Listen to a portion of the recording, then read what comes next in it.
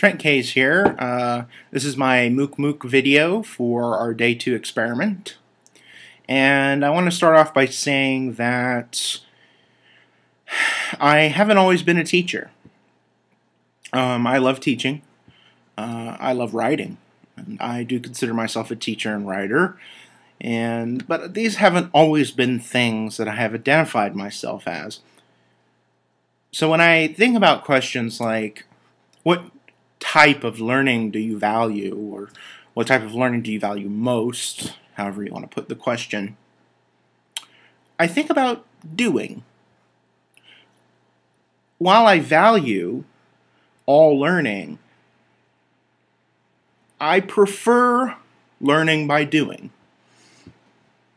And this probably comes naturally to a writing teacher.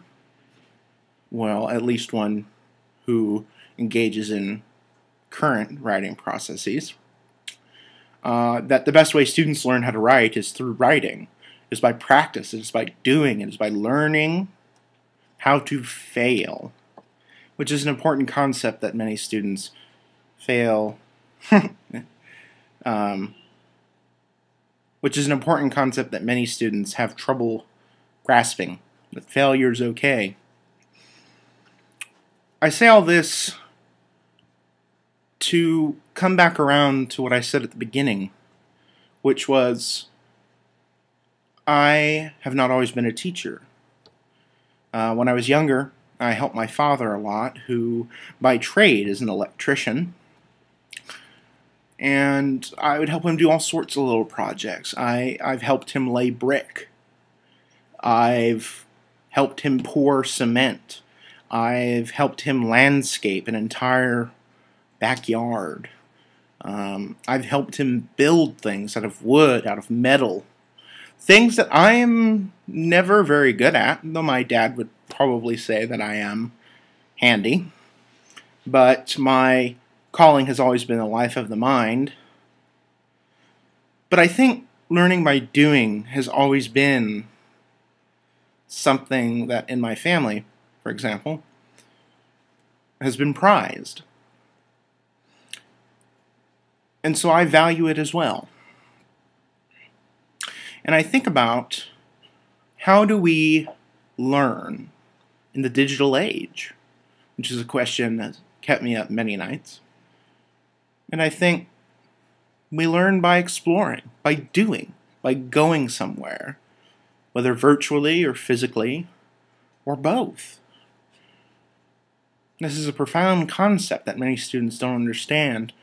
And in many of my classes that I teach, I bring an object to class. And I ask them, just by looking at it, by feeling it, by passing it around, to discover what it is. And the object is this. As I mentioned before, my father is an electrician by trade, and so electricians out there should recognize what this is. I don't know how many electricians we have in moocmooc, but I'm sure they exist. Well, this is a glass insulator that was used to insulate electricity along power lines. It's sort of fallen out of favor. It came about 1800s, 1900s, and this is a Hemingway 42, the most popular kind. People collect these for their uniqueness. But I ask my students to take this and explore, to learn about it, simply by holding it and looking at it, to discover it, to know what it is, to give me its history, and then to teach me something I don't know about it. So, learning I favor